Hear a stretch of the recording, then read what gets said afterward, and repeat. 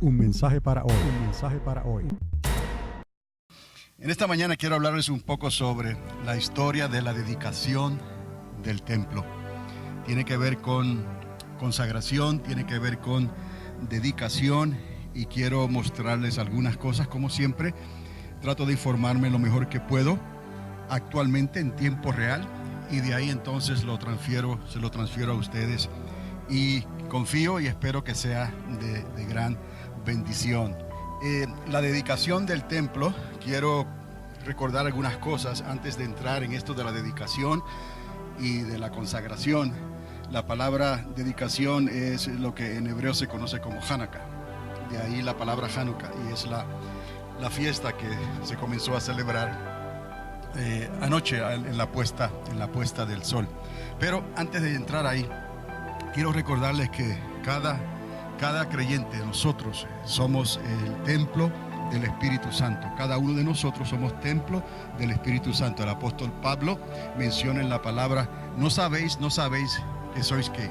Templos del Espíritu Santo de Dios. En realidad todo Dios Padre, Dios Hijo y Dios Espíritu Santo se manifiesta y se proyecta en nosotros. Por medio del Espíritu Santo todo Dios está en cada uno de nosotros. Por eso es que tenemos que nacer de nuevo del agua y del Espíritu. Eso no es solamente palabra, no es solamente letra, porque la letra por sí sola nos puede traer problemas, y no es porque la palabra y la letra esté equivocada, no, es que esa palabra necesita el Espíritu que la inspiró, el Espíritu que sale de la boca de Dios, el Espíritu Santo. Entonces esa palabra se convierte en palabra viva.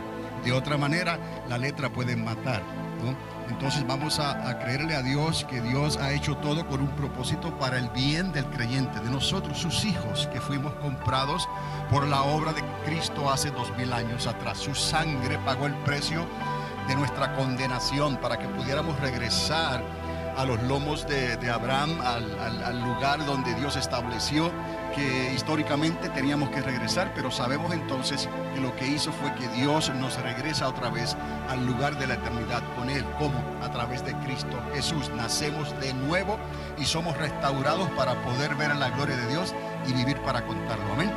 Entonces, cuando hablamos de la dedicación, cuando hablamos de la consagración, recordemos que somos templos del Espíritu Santo y que también Jesús dijo también en su palabra, Él dice y nos encomienda a nosotros que Padre, le dice al Padre: Padre, santifícalos en tu verdad, tu palabra es verdad. Ahí vemos la palabra santificación también. Sepáranos, Señor, dedícanos, Señor, conságranos. Somos templo del Espíritu Santo y Dios nos santifica por medio de su palabra. Jesús dijo: Padre, santifícalos en tu verdad, tu palabra es verdad.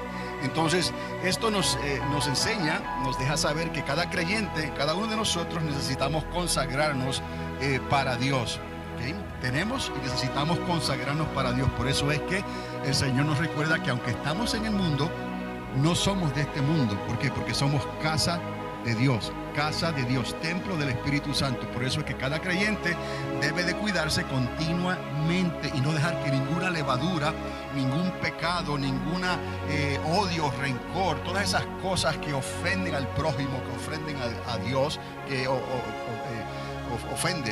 ofenden a Dios y a nuestro prójimo, todas esas cosas necesitan arreglarse lo antes posible, porque somos casa de Dios, somos templo del Espíritu Santo y eso lo hacemos día a día. Si alguien ha cometido una falta, necesita venir delante del Señor y pedirle perdón y arrepentirse verdaderamente y decirle: Señor, ayúdame para no cometer esa ofensa más, ayúdame con mi carácter, ayúdame con mi actitud, ayúdame, Señor, si tengo enojo, si tengo rencor contra alguien. No, Señor, yo quiero estar en paz, no quiero deberle nada a nadie, Señor, y no quiero que nadie me haya hecho algo que haya creado una raíz de amargura en mi corazón. Por lo tanto, de mi parte yo la perdono a esa persona y no quiero pleitos con nadie.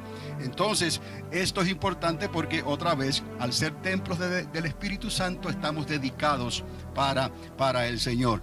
Entonces lo que ocurre aquí con esto es que esto es motivo de gran quizás no usaría la palabra celo, pero el diablo en cierta manera quiere hacernos daño. Él viene a robar, a matar y a destruir, pero él no tiene Él y los ángeles caídos no tienen una segunda oportunidad como la tenemos nosotros. Su plan, su propósito es hacernos daño a nosotros porque somos la obra redimida de Dios. Entonces, por eso es que tenemos que cuidar esta casa, cuidar este templo, con lo que nuestros ojos ven, lo que oímos y lo que hablamos, por mencionar algunas cosas, ventanas de puertas de nuestro cuerpo. No queremos darle lugar al diablo de ninguna manera. Entonces el enemigo lo que quiere hacer es hacerle daño a esta casa. ¿Y cómo él le puede hacer daño a esta casa? Él quisiera que estuviéramos todos enfermos, pero la palabra quiere no. El deseo de Dios es que estemos en salud. Él quisiera que estuviéramos todos en la miseria, en la pobreza, pero la palabra de Dios dice no. Quiero que estén en salud y prosperen vuestras vidas. Él no puede porque solamente él puede hacer lo que Dios le permite hacer, pero el diablo no puede actuar por su propia cuenta. Somos los benditos de Dios, y si nos mantenemos dedicados, si nos mantenemos consagrados y separados para Dios, entonces todo lo que hagamos prosperará. ¿Qué es lo que quiere hacer el enemigo? Profanar entonces el templo. Quiere profanar la casa de Dios. Quiere que nosotros de alguna manera permitamos algún pecado, algo que entre en nosotros, un poco de levadura, para dañarnos a todos, y así dañarnos no solamente a nosotros, nuestra familia, nuestro hogar, sino dañar la iglesia, el cuerpo de Cristo Jesús. La intención del enemigo entonces es buscar de alguna manera cómo profanar entonces la casa de Dios. Y recuerde, les voy a hablar del templo físico, pero tenía que decirles del templo espiritual, porque nosotros somos un templo espiritual para Dios. En estos momentos, en lo que seamos, en el tiempo que transcurra para ser transformados entonces, ya con cuerpos glorificados, tenemos que cuidarnos entonces para no ofender a Dios ni a nuestro prójimo. Recuerde, esos son los dos grandes mandamientos. Si nos mantenemos en check ahí, amarás a tu Dios, al Señor tu Dios, con todas tus fuerzas, y con todo tu corazón y con todo tu ser. Y entonces, aunque no lo puedes ver, puedes demostrarle que lo puedes amar. ¿Cómo? Si amas a tu prójimo como a ti mismo. Si puedes hacer esto, habrás guardado toda la ley y los profetas. Todo lo que el Señor le dijo a los discípulos, a la primera iglesia cuando la estableció, les recordó: estos dos mandamientos son cruciales. Si puedes amar a Dios con todo tu corazón, no digas que amas a Dios, no, si no puedes amar a tu hermano, porque a Dios no lo puedes ver. Entonces, ¿cómo lo vas a amar si no lo puedes ver? De la manera que puedes probar que puedes amar a un Dios invisible es si puedes amar a un prójimo visible. ¿Estamos? Entonces, claro, no somos perfectos, vamos aprendiendo, pero ahí es donde el Espíritu Santo nos ayuda a vivir esta nueva vida en Cristo Jesús, porque tenemos el corazón de Dios, la mente del Señor, y entonces pensamos como Él piensa y sentimos como Él siente. Misericordia quiero y no sacrificio. Entonces, si nos mantenemos en check de esa manera, recuerde el prójimo y recuerde a Dios. Pero el diablo quiere venir a profanar entonces este templo, para que no podamos servirle a Dios como Dios quiere, ni podamos ayudar, ¿no?, y amar a nuestro prójimo como dice la palabra. Ahora, ya que les he hablado un poquito sobre el templo y el santuario espiritual, quiero llevarles al capítulo 10 de Juan, porque he aquí donde esta fiesta en particular, donde se recuerda esta historia de la dedicación del templo, y esto obviamente es bíblico, y por eso se lo quiero presentar, porque esto es necesario que el pueblo de Dios esté al tanto y conozca también que esto ocurrió así. Cuando hablamos de Navidad, muchos creyentes tristemente pues piensan solamente en los regalos y en el tiempo cultural que se pasa, y algunos celebran diferentes culturas, pero que tienen su origen en la misma humanidad. Esta historia tuvo su origen en el cielo. Entonces vamos a recordar que esto ocurrió verdaderamente un tiempo antes de que nuestro Señor Jesucristo naciera y viniera a esta tierra. Ocurrió algo muy terrible en la humanidad, algo muy terrible al pueblo de Israel. Pero en Juan capítulo 10, versos 22 y 23 encontramos la referencia bíblica a esta fiesta. ¿Está conmigo? Juan 10, 22 y 23 dice aquí la palabra: celebrábase en Jerusalén la fiesta de Hanukkah. Es lo que esto quiere decir, la fiesta de la dedicación. ¿Y era qué? invierno. Tenemos el nombre aquí, literal, ¿no? La fiesta de Hanukkah, la fiesta de las luces le llaman algunos, y sabemos que era invierno. Es para este tiempo que coincide para el tiempo que nosotros celebramos también el cumpleaños, aunque erróneamente establecido, pero es lo que la cultura ha aceptado, y está bien. Entonces se celebra la Navidad para el 25 de diciembre, aunque nuestro Señor Jesucristo no nació para el 25 de diciembre, probablemente nació para el otoño o para la primavera. Entonces ahí los judíos, los rabinos debaten quizás en qué tiempo fue que él nació, pero una vez les hice un estudio sobre el nacimiento de Juan el Bautista. Si sabemos el nacimiento de Juan el Bautista y podemos sacar esa fecha más o menos, entonces sabemos que 6 meses después nació ¿quién? Mesías, ¿ok? Cristo el Mesías, el hijo de María. Entonces ahí tenemos una idea. Obviamente no fue el 25, pero está bien. Ahora estamos celebrando la Navidad en este mes, pero quiero que entonces también reconozcan que Hanukkah se celebra también en este tiempo, en el invierno. Dice la palabra otra vez: celebrábase en Jerusalén la fiesta de la dedicación del templo, y era invierno, y Jesús andaba en el templo por el pórtico, por la puerta de Salomón. Entonces vemos aquí que la fiesta es específicamente para conmemorar la dedicación del templo. Entonces Jesús mismo estaba ¿dónde? En el templo durante los días de esa fiesta, y esa fiesta dura por 8 días, y ya les dije, comenzó ayer en la puesta del sol y termina 8 días después. Ahora, ¿por qué entonces hubo que rededicar el templo? Y eso es necesario que se los muestre también para que usted tenga el contexto bíblico. ¿Cuál fue la razón que el templo fue profanado? Ya usted sabe quién es el que viene a robar, a matar, a destruir. ¿Quién es el profanador? ¿Quién es el que vino y utilizando a un rey maligno, él profanó el templo de los judíos? Entonces es el mismo espíritu, digamos hoy, del anticristo, que va a venir durante ese tiempo de lo que se denomina la grande tribulación, y él va a venir a hacer precisamente lo mismo. A la mitad de esa semana que hemos hablado y que la Biblia menciona, el enemigo va a utilizar a esa persona para profanar el templo. Tenemos aquí cuando ocurrió la primera vez históricamente que se menciona en la Biblia, y tenemos también información en el libro de Apocalipsis que va a ocurrir otra vez antes de que el Señor venga. Aquí vemos algunos paralelos, algunas semejanzas. Antes de que Jesús naciera, ¿no? Hace 2000 años atrás vino un anticristo y profanó el templo. Antes de que Jesús venga entonces por segunda vez a esta tierra, va a venir un anticristo y va a profanar el templo. Todo esto no hay nada nuevo aquí. Es que Dios permitió estas cosas para proyectar a la sociedad, al mundo, que necesitaban de un redentor, necesitaban salvación. Y por eso es que el Señor va a juzgar a las naciones durante ese tiempo de lo que se llama la grande tribulación, o el tiempo de angustia de Jacob. Y otra cosa que se puede notar, aunque algunos debaten en cuanto a la fecha en que ocurrió, si en el año 168 antes de Jesús o en el año 167 antes de Jesús. Lo que es significativo aquí es que el tiempo que duró ese reino de ese rey maligno fue unos 3 años y medio. Entonces podemos ver cómo ocurren unos 42 meses ahí antes de que Jesús naciera, donde fue grande tribulación para el pueblo de Israel. Su templo fue profanado, y Juan en la isla de Patmos nos recuerda a nosotros que va a venir un tiempo de 42 meses también, que el templo será profanado y será un tiempo de grande tribulación.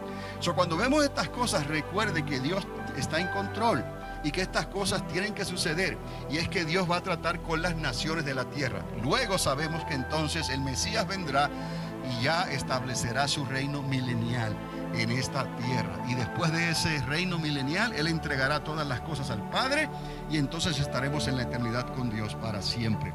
Entonces todo esto tiene su contexto bíblico, pero quiero llevarles entonces al libro del profeta Daniel en el capítulo 11 para mostrarles lo que dice la Escritura, lo que se les reveló entonces, en aquel entonces, al profeta Daniel. Porque aquí a Daniel se le revelan no solamente un anticristo, se le revelan los 2 anticristos, el que vino antes de que Jesús naciera y el que va a venir antes de que Jesús regrese. ¿Está conmigo? Mire cómo Dios hace las cosas y todo está en la palabra, y la suma de la palabra es la verdad, y todo este rompecabezas, las piezas van cayendo en su lugar exacto para que el pueblo de Dios pueda ver con los ojos de la fe y con los ojos del Espíritu de Dios. Si va conmigo a Daniel capítulo 11, ya en el verso, digamos, 30, estoy a mitad de una historia, pero para que ustedes puedan ver el contexto de lo que les estoy diciendo, no voy a leer todo el capítulo por razón de tiempo. Dice en el verso 20, porque vendrán contra él, contra ese anticristo, el primero que salió, ¿no? Naves de Quitim. Y aquí la mayoría está de acuerdo en que estas son naves, un ejército que viene del oeste, o sea, Roma. Vienen los romanos, y hay un detalle histórico que les voy a decir que confirma esto también. Vendrán contra ese primer anticristo naves de Quitim, y él se contristará y volverá y se enojará contra el pacto santo y hará según su voluntad. Volverá pues y se entenderá con los que abandonen el santo pacto, y se levantarán de su parte tropas que profanarán el templo, el santuario y la fortaleza, la ciudad, y quitarán el continuo sacrificio y pondrán la abominación desoladora.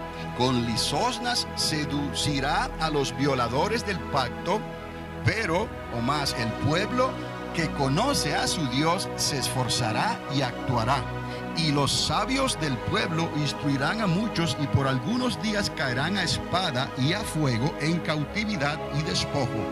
Y en su caída serán ayudados de pequeño socorro, y muchos se juntarán a ellos con limosnas. Entonces, he aquí el profeta está profetizando algo que al principio ni él mismo entiende, y le pide a Dios que Dios le ayude a interpretar sus propios sueños y sus propias visiones. Y de ahí que Dios le envía al ángel Gabriel, y el ángel Gabriel viene y le muestra a Daniel la interpretación de estas cosas.